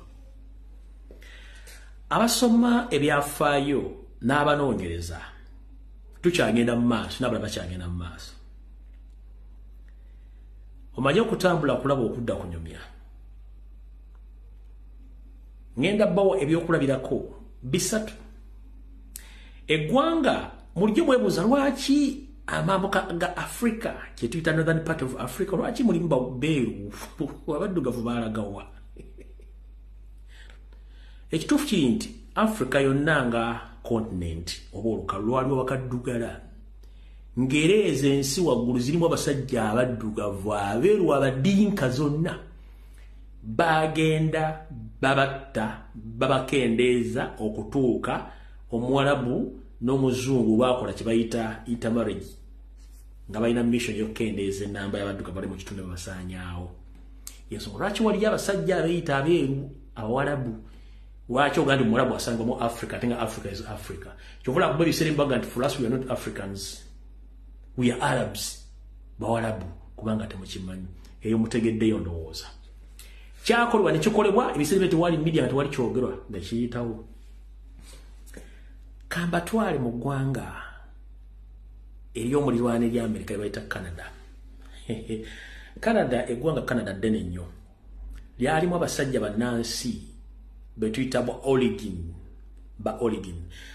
Basigadde miliyoni 2 bali mu kye bayita concentration residence camps. Tebakkirizibwa okwetabadde mu byobufuzi wadde okulonda dde okola ekintu kyonna. Ne babawa buli kye baagala mmere ssente emmotoka biki ne tebakkirizibwa kubeera mu political activity n'agenda zonna ez'eggwanga. Babazinga bali miliyoni ezo nabazingako bannannyini nsi original. Ne tugenda ku lino eririddiridde lye muyita eggulu ly'ensi. Waliwo bannyini nsi ababayitanga aba Red Indians abazungu abamyufu abayindi abamyufu be bali bannannyini nsi eyo. Bw'osoma history w'abasajja abo okwata ku mutwe engeri gye babakendeezaamu n'okutuuka olwaleero nga tebakkirizibwa kwetaba mu byabufuzi wadde okukola ekintu kyonna mu ggwanga eyo. abaliyo bonna bagwira. Kati ekigambo kyekimu kye kigenda mu maaso mu Uganda, mulimu kwepiica, mulimu kunywa bia, mulimu kuseka kusinika binyokera ku macha kuwemula kola buli kimu ngire ekintu ekigenda mu maaso kyali kibaddewo ng'omuzungu yakirimu n'ekigenda mu maaso omuzungu yakirimu. Slowly they are replacing you with the foreigners, with the hidden information, with the hidden agenda nga temugimanyi. Museveni is replacing Ugandans with the foreign agents. Slowly by slowly they are replacing Ugandans. Mulimu kwepicha, mulimu kunywa mwenge, tugenda mu kivulu kino, tugenda mu kivulu kiri kubanga babateeka ngeno batwala amataka eyali alina eka okusigadde ku fuuti goza kikati mugula fuuti 2.3. Mulimu kunywa mwenge ensi bagitwala. Bemba mwagala okumanya amazima gano, wuliriza bulungi nnyo. Museveni akimanyi nti ye akozesa kye tuyita sente okutiisatiisa n'amaanyi okufuna kyayagala. Omukyala Rebecca alitwala Kadaga yabagamba nti singa Museveni wafulumadde eggwanga lino aliwa musiwufu alinga oluwawula emmotoka bamugjawo ddone. Is a walking dead woman ng'amaze okuyisa Museveni byayagala. Mukitegedde bulungi nnyo. Bw'amala obiyisaawo weebuuze mu Uganda tukozesa mateeka, tukozesa biragiro bya muntu. Bwe bakozesa biragiro bya muntu tutuuse mu budde nga buli kintu kyonna kigenda kubeesinga ku muntu wawu ye mateeka ye constitution y'ebiragiro. Wolabira nti tuyingira akakunizo kali ok'okutandika okufuuka abagwira mu nsi yaffe. Oluwebera ogo bagobye ku ttaka go batwalidde ettaka obutakkanya ku ttaka. Tusaba Museveni atuyambe ajja atuyambe ku ntalo z'ettaka mukwasa pawazi z'eggwanga omuli amateeka n'obuyinza bwe baabawa ne mbujje ne kumadisa mateeka ne mbukwasa Museveni. Slowly by slowly you are handing over your power and your country to Museveni as an individual. Indirectly temumanyi. The moment amateeka gawandiikibwa nti omuntu omujja ku ttaka olina okuba nga olina ebyogera ku ttaka ebyo nga bibyo era mulina okugenda mu kooti n'esalawo. Kati ye Museveni kyasooka okukola kwe kujjayo kooti n'agyeddiza buli muntu afuna ekizibu ku ttaka. Museveni ajja atuyambe. Slowly you are handing over the country and all your powers to Museveni. Mugenda mukalika embagambye okinotisinze tugenze mu maaso. Muweredde abaana basomye balina zi degree balina zi PhD tebalina mirimu. Mugamba Museveni abaana baffe basomye tebalina mirimu bagenda kukolawa tewali. Lwaki abaana mmwe musomesa nga mukozesa capital mu kusomesa abaana mumaliza mugamba Museveni abafunira emirimu nga ddibira yaji bafunidde mwejjako obuvunaanyizibwa bw'eggwanga lyammwe bubukwasa Museveni. Ndowooza kanotisinza akakooko tugenze kyokusatu. Ssemateeka w'eggwanga awa obuyinza ebitongole omuli police, embwa za police dogs and the officers to serve and protect Ugandans and their properties. Buli kintu kyonna ekigwa mu ggwanga yensonga lwaki yateekawo RDC ne baali bapuso pasa puso byonna biripotinga kuye. Kitegeeza poliisi n'amagye tebikyasobola kukolera bannayuganda bikolera Museveni ng'omuntu. You are handling all the powers to him. Ye kyayagala. Tugenda mukalika embagambye mukitegedde. Security yonna mu Uganda mu mateeka ga Uganda kabere wa poliisi, kabere wa amagye, kabere wa prison, kabere wa local defense, kabere chairman, kabere defense ku kyalo ayina protectinga munnansi n'ebintu bye okusinzira mu ssemateeka w'eggwanga. Bwe batta omuntu muwoza President Museveni ajja atuyambe nga vayagamba pigizi zissa abantu. People in government securities basa abantu mu handling up power kuye mujja amaanyi agali mu ssemateeka mugawa Yoseri tateekeddwa na ku interviewing awo. tugenze ku bantu abavuwaziddwa weewolalo ne bakusetinga neefa ne bajja batwala ennyumba yo kubanga endagaano mwawandiisa entunze ne mu ssemateeka w'eggwanga afuga ebyenfuna n'ebyensimbi teriyo ndagaano ya kwewola eteekebwamu kawaayiro akagamba nti ntunze era naawe awalooni obuyinza bakuwa singa omuntu looni ebeemulemye obuyinza obutunda ekintu ky'omuntu olina sooka bbuwa ye n'omumoderation ya myezi 6 okutunda ekintu ekyakusasula ssente zo naye bawandiika ntunze era essente olugaana nga batwala ekintu kyo era n'oyo gwe batutteko ettaka wa looni watteko ebintu ajjaga President Museveni mu nnyambe ebintu byange babitutte kubanga newola looni abasajja ssente ziganye babitutte obuyinza mubukwata mubuddizaani mubuddiza Yoseri. Museveni okujja mu Uganda yasanga obwakabaka nga buli kitundu kino obwakabaka bwakira nga kifuga abantu bulungi nnyo yateekinga over obwakabaka ng'akozesa amaanyi ge n'obukodyo kovula mu video ginazanye ku Lwokusatu ng'abagamba nti nze bw'otakolagana nange mu nsonga z'okulaakulana n'ensonga z'ebyokwerinda we shall fight you, we fight you because you are a stumbling block to our mission. We had 2 missions. You're in a mission B. So when you become a stumbling block, we fight you because we had our mission by a mission yawe. Kati no wakabaka na abujjawo ng'akozesa amaanyi ge. Yo nsonga lwaki buli kabaka yenna asooka kufuna permission ewa Museveni okukola ekintu kyonna kyonna takkiriza bantu bano okukola mirimu gino. Naye ng'ate mu ssemateeka bakabaka balina obuyinza kuba bali bakulembera abantu.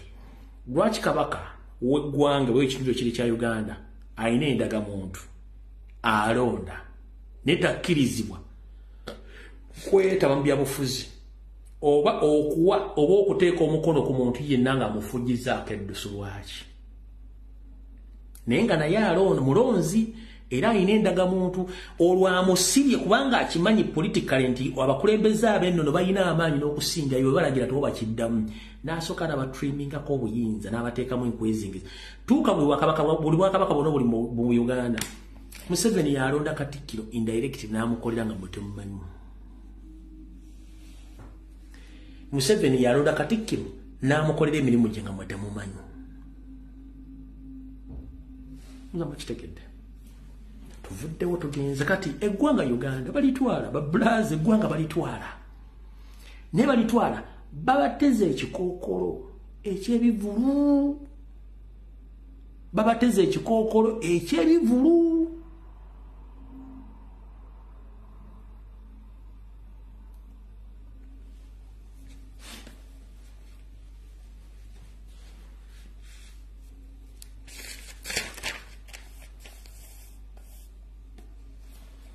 nasa mutegedde bulungi nnyo awo tuvuddewo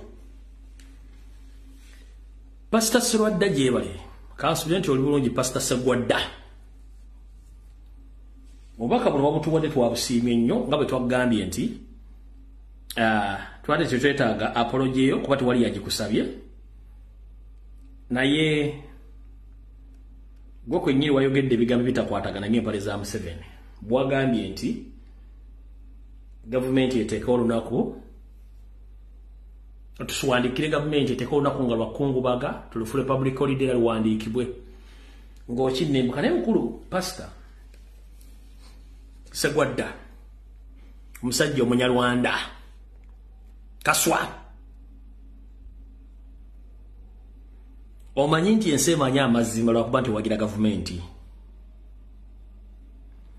obuva wona obudde okimanyi nti oli musajja muki munyarwanda eyita Serwadda nakusabako wano olumu otambule ng'omuganda nga tosobola kutambula nga muganda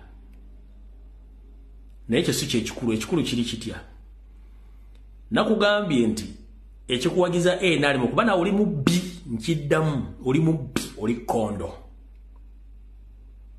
genda opawaabire ku byengenda okwogera nti nakuwaayiriza nakugambye ewali radio yo ne TV ne kyakiyo ettaka wa Balibbe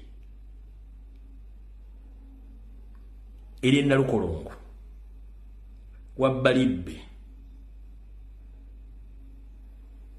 era nga nennyini oye mundeeba mundeeba ettaka wabbalibbe n'abamu ku bannannyini ttaka wabaleetera SFC ne bakwata ne bateeka emabuusu oba bali makomera balaajana simanyi nti balivaayo ekimu ku ttaka liwatwala nnyini lyo omusindikira SFC kubayita Haji Mohamud n'omusindikira SFC nemukwata n'otwala ettaka lino olikozesa tamanyi ddirwali ddamu kuva mu kkomera kubanga yagaana okutwala ettaka ku bwereere kuba tayagala kuteekaawo kyaki naye n'okozesa SFC n'emuyigga Haji Mohamud nnyini ettaka okutudde kyakiyo omusindikira SFC n'emukwata ku biragiro byo ng'okozesa obuyinza Museveni bwe yakuwa y'ensonga lwaki tosobola kuva ku Museveni kubanga okimanyi oli mubbi era oli mufere oli muyaaye.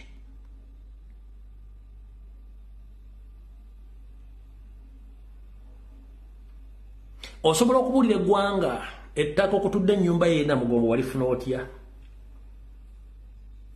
Wali amakaago ettaka eryo wabbalibbe era mwali kumpanya ne mutabani wo Ssebuguzi Michael ye mutabani wo omukulu gwasooka okuzaala mukazi gwe wasize Masaka nga tonna wasono gwolina ettaka okutudde amakaago agafulati namugongo osobola okubulya public gye walijja ettaka wabbalibbe wali kumpanya ne mutabani wo Ssebuguzi Michael era ensonga lwaki temukimubulonda na Ssebuguzi Michael kubanga okimanya amanyi wamubba nga naye amaze okubba nga Bayibuli bwegamba nti bulimala okubba naye bali kubba. Kati Pastor Sirwadda oyinza okuva mu gavumenti y'ababbi owagire gavumenti egenda okuleeta amateeka ddala osobola ogiwagira era osobola okubogerera ebituufu Pastor Sirwadda kubanga mukimanyi mwenna nti gavumenti weekyukira mugenda kubeera bakwate ngaba nengokera ku macha Yesu mulungi aleluya Yesu Haji Mohamud muddu wa Allah ekimuttisa ttaka lyali mu kkomera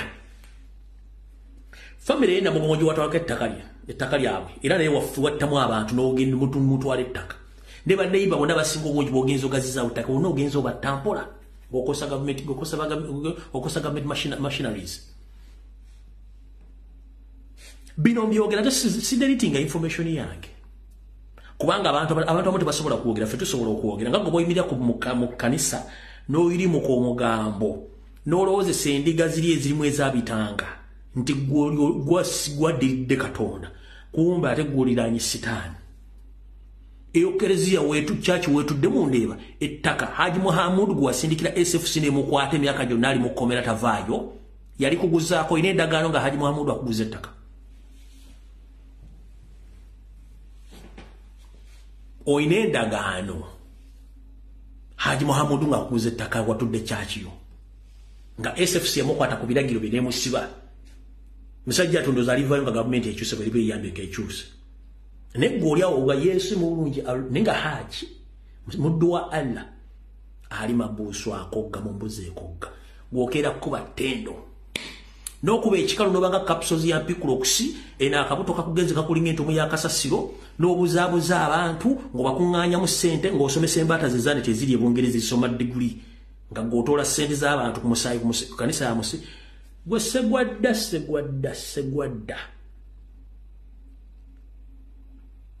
gwe munyalanda gwe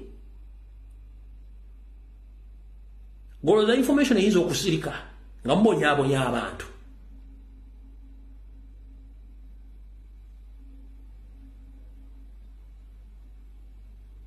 wena weefundikira n'okubba ekikalu kana akabuto ne kakukulembera mu maaso bwe kati nkalinga entumu ya kasasiro wena ne weefundikira nga capsules ya Picroxy n'oleka okwata microphone kakubuno ogalubindi bwa Cleveland kati n'obuzaabuza abantu munaawo otegera kyokka eno oli mukutta abantu mutwala oyina endagaano y'ettaka ly'emundi genda mugongo wozima fulatiyo kyo ekyabawukanya ne mutabani wo Ssebuguzi Michael kyo ekyabawukanya kubanga mwabba ettaka ne mutulugunya nnyini ttaka n'afa ne mutwala ettaka Niryo munde bahaji nyiniryo neke nyina ali mukomera musindikira ba SFC wa mutwala.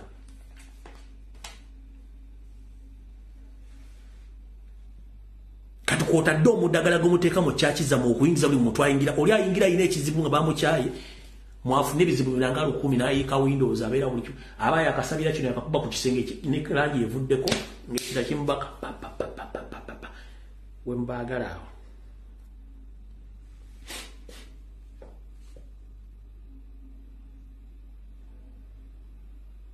kati goyinzo okukiriza government endala ejje gwese gwadda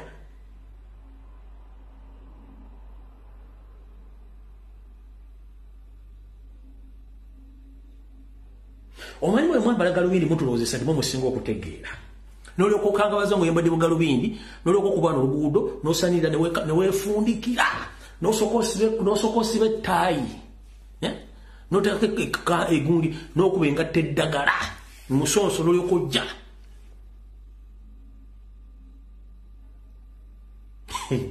Nenga mutudde ku mazambi.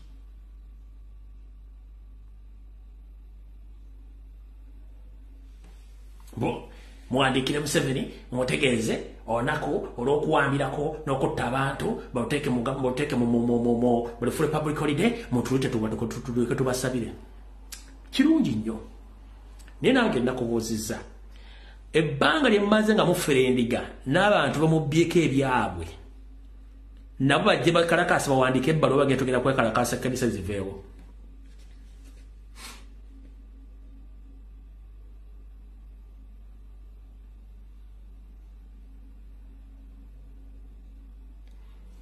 Teri mubbi, teri mufere, teri mulepinzi, afuna sente ezendola.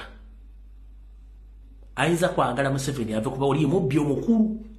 Kati buno obubbi obuto tebusobola kukkiriza oli senior thief o senior mubbi kuvaako kubanga babagenda kwokya. Ensi ekulaakulana yonna ebeera ne Chief Regulation Authority ngeregulatinga buli kintu ekigenda maaso mu ggwanga. Naye Uganda etayina regulation authorities mu ggwanga lyonna buli mubbi avayo n'akola kyayagala.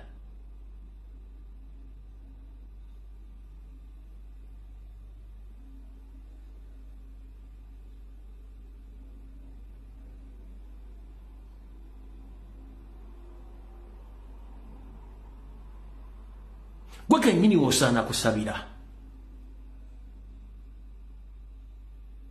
Gwe kenyini osana kusabya kulo kizibu joli we kenyini oli kizibu. Your problem yourself.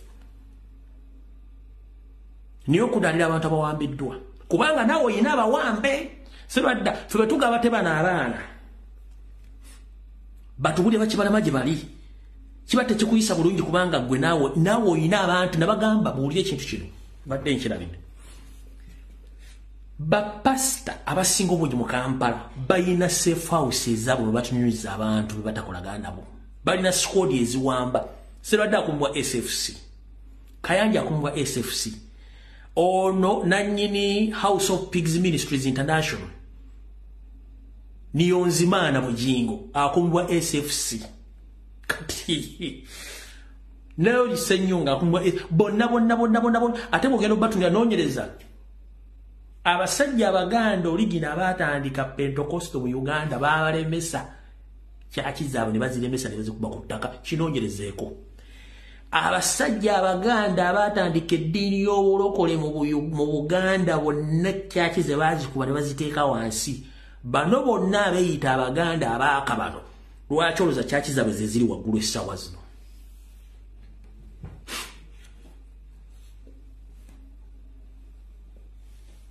Kyaki zabalokole zimu zatandika tubuziraba.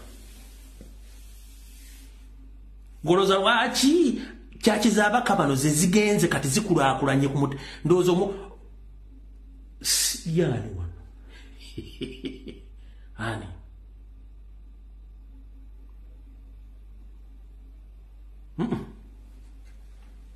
Webuze lwaki kyaki zabaka bano abeeyita abaganda ze kyaki kati ezikudde ejjembe mu Kampala nga abasajja kadikamba bole batakimanyi eddiini y'obulokole okujja mu Buganda baganda bye bagitandika mpaya baganda batano bomanyi bannakabala abakyayina chachi nga wezi abasinga obungi babasiba babatta Museveni atandika okuzimba ababe mpola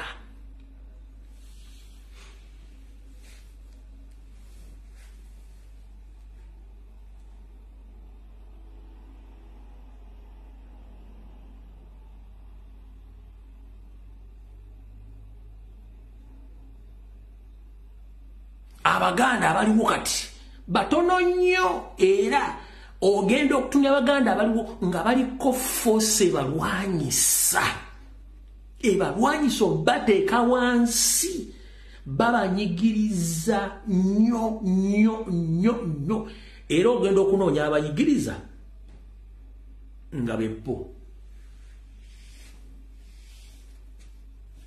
ogenda okunoonya abanyigiriza nga bebbo bano abakabale banyigiriza bano bannansango abaliwo akitegedde nja kugakubira mukama mu ngalo ez'amaanyi olw'okuba nti okitegedde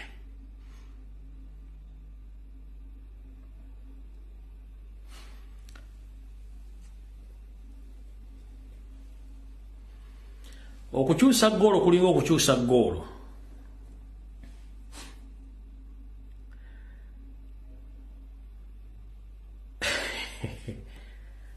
kino bamwakiraba temwakirabye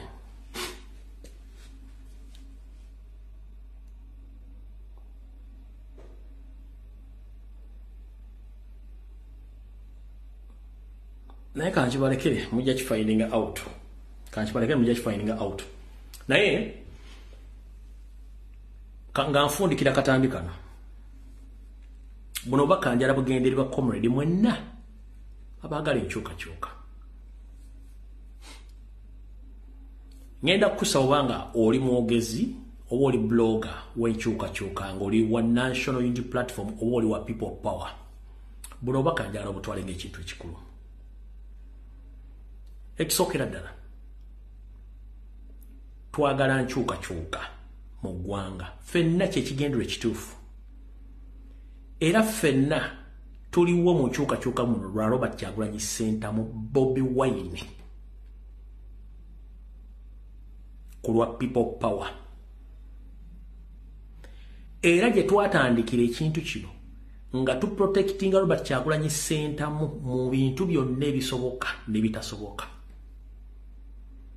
nga tetubesinga ku politician yenna MP kansala no message ya loud and clear oku protectinga Robert Kyagulanyi Center moyeka abasigadde bonna bali questionable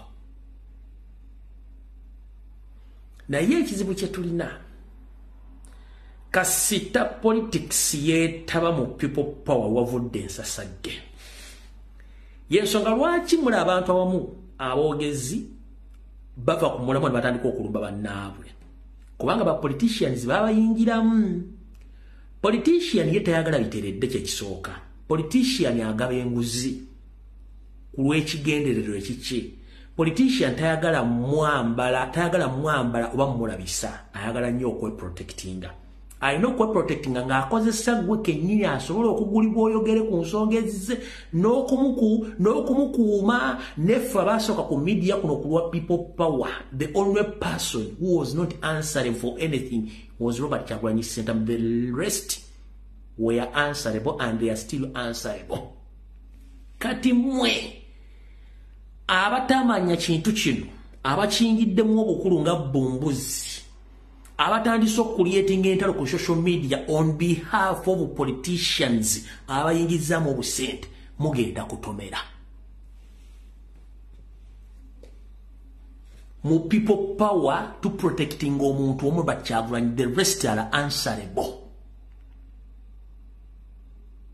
Byensonga kimula bivuyo gino gina ku social media gireteddwa bannabyabufuzi abatujjamu kubanga beze entalo badde bazirwana all along ng'akwata sentensi w'omwana gundi yanjogeddeko kino kati genda omulumbe kati embaate tamanyi lwaki tuli mu struggle muno nejja netandika kubanga tema ekigendererwa ekigendwa kyali kya people power to protect Robert Kyagulanyi Ssentamu onule abasigadde bonna bali answerable kufa abantu bannansi batu babulijjo. Kati bannabyabufuzi bwe bazze nga basobola okuwa abantu ssente okuba protectinga wavudde okuvuyobola ku social media okuyomba. Teri muntu Kyagulanyi gwawa ssente ndigenda ovumere gundi bagenda okolere gundi bagenda naye munnabyabufuzi akwata ssente n'aziwa omuntu agenda alumba omuntu munne gwe wali mu struggle kubanga ye tayagala mwogerako nga munnabyabufuzi. Yensonga lwaki mbadde mula abantu baga Lumbuye simanya alumba gundi, Lumbuye alumba minister, alumba MP gundi, kubanga nze nkimanyi twatandikira muntu we are protecting Robert Kyagulanyi Ssentamu only. The rest are accountable for questions and others. Kati mwafula bannabyabufuzi mikwano gyammwe, and that was a wrong move. Don't take a politician in ati mukwano go, no. Oba ovudde ku mulamwa kubanga politician jalira ssente tobeerayo. Politician bwakuwa ssente naye abaakuwadde enguzi ayina ku making sure nti ensi ekyuka tufune services. Kati bwakwata ssente miliyoni kyogenda ovume gundi abaakuwadde enguzi kiki abaakuwerako enguzi? Singa bibadde bakola si bituufu yandibaddaga nti ekintu kye bonjogeddeko si kituufu. Yenga tatumye muntu.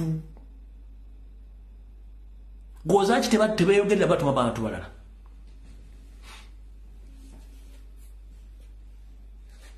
Tofuulanga munnabyabufuzi mukwano gwo nga tuli mu revolution. Ekyo kikyamu. Twatandika struggle eno nga tuprotecting omuntu Kyagulanyi ne family ye. Abasigadde bonna.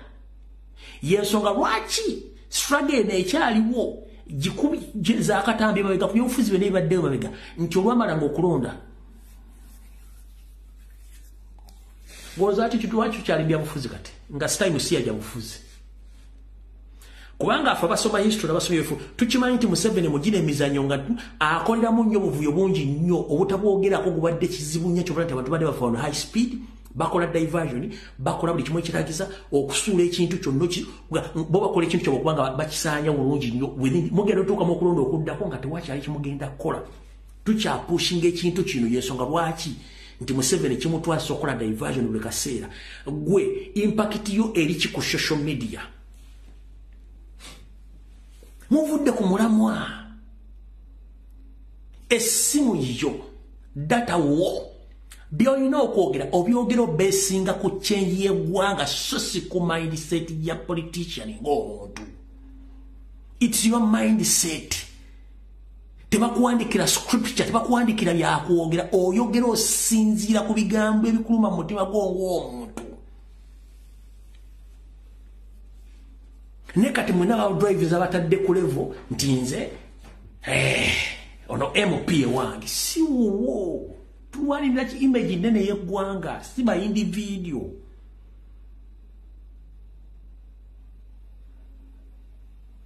Tulwanirira kifaananyi kinene kya ggwanga si ky'abantu ssekinnoomu.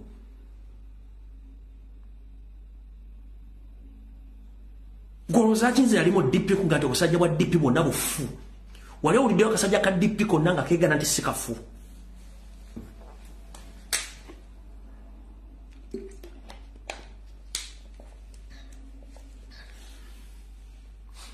Wali owuliddeyo akasajja ka DP nga keegana nti si kafu.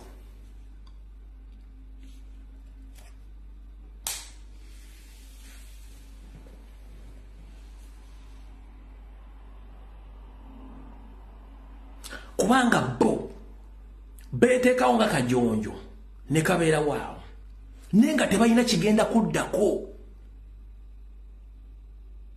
Oyina atuuka okuga nti abamu balina kukulemberwa mu constitution kiwandiikibwa nti abantu balina kukulemberwa bw'oyooka okyogere bw'otyo. Njagala mufune ekyokulabirako eky'omusajja Lutamaguzi ayogera ekigambo n'akikutera ku mmeeza. Lutamaguzi bwe yatandika ku mambo bado takyusanga kigambo kye wadde neki. nga bwe yabyogeranga babyogera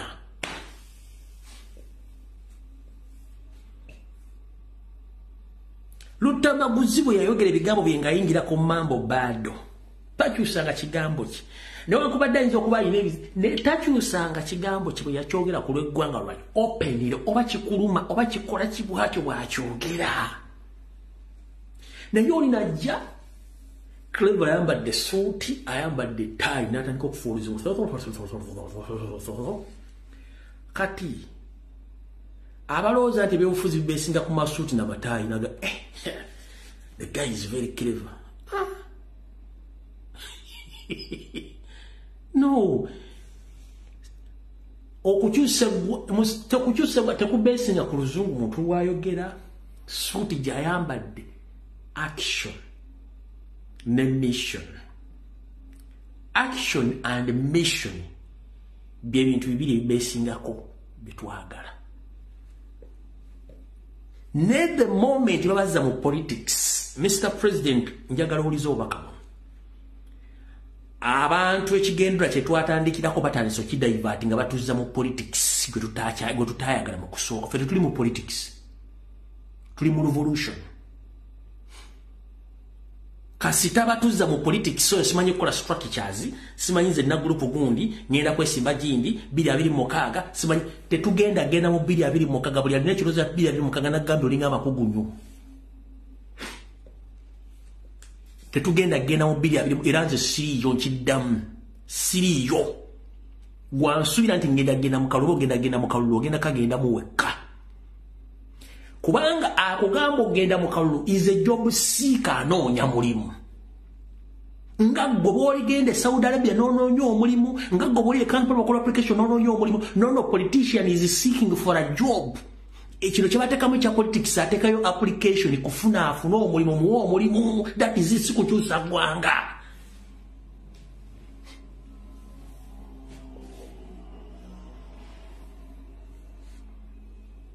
kati webaza mbino osimanyize ngenda kwesibira biri mukaga nzija munda biranga ddala simanyi tugenda mu kalubira those are job seekers they are seeking for jobs eziri wangenda kwesimba okuwa kansala is a job seeker anoonya appointment kyemusobola kutategeera abapolitician kyekyo munnamuganyo kitegeera babawadde obusente mudde nomulwana okuba muna struggle muno simanyi biki that is a total nonsense tulina mission ne action bannabyabufuzi abataddemu eyo saakazi abo bonna ba job seekers banoonya mirimu ffe tetunoonya mirimu we are not looking for jobs and we are not seeking for jobs we are seeking for the big picture of changing that government buli kimu ekyetagisa kikolebwe nga buli muntu afuna services bwayino zifuna for the sake of one nation nemo wa politician abataddemu message gendo nwanira olutalo ngenda kuwa milioni gendo nwanira nze gwogenda oteekako olutalo tulina kyogenda kunkolako ne bw'ono ntuma kyoyaga tulina kyogenda kunkolako kubanga mmanyi ebyobufuzi engeri gitubizannyamu ye Museveni wabaagala kati abavuga batwala mu kalulu njagala ombuulireyo kati njagala ombuulire mu nabyabufuzi nga ku page ya demanding abaana bawambiwa buli lunaku ng'akondenga ebikole njagala ombuulireyo MP ng'akolinga for action nti abaana tugende mwekalakaase oyo akuwa ssente ogenda ovuma omuntu nti ovume muna struggle munno njagala omumbuulireyo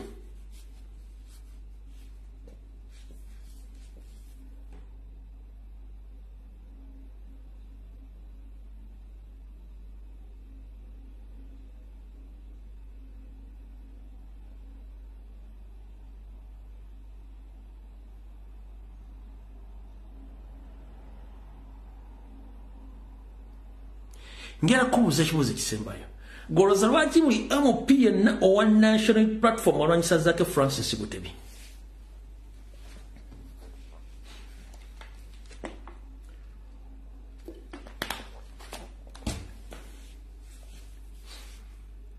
goloza lwaki balwanyisa Zaake balwanyisa Lutamaguzi Nze sizanye na job seekers. Surrounded by job seekers. I just expose them over the muzanyo kuno for good for the right big time back. Ngabali muzanyo ejo. Era mwana byafuzi takwesiguzanga kubanga talina kyali. Talina kyasobola kukyusa gwanga. Era tasobola kuleta revolution mwana byabufuzi. Revolution eretwa bannansi nga kati gwe munnansi bakubuzaabuza otandika okuvuma munnansi munno olw'obutale bakuteeka mu ggwe nga bakutaddemu obutale bannabyabufuzi bakuwadde akasente. Kitegeeza tolina njawulo na Museveni. Kitegedde. For God and my country, mukama bankuumire. Tusinkane mu Bulange Mmengo ku Sunday. Sawa 2 ez'akawungeezi. Ye video egenda kusembayo mu mwaka 2023.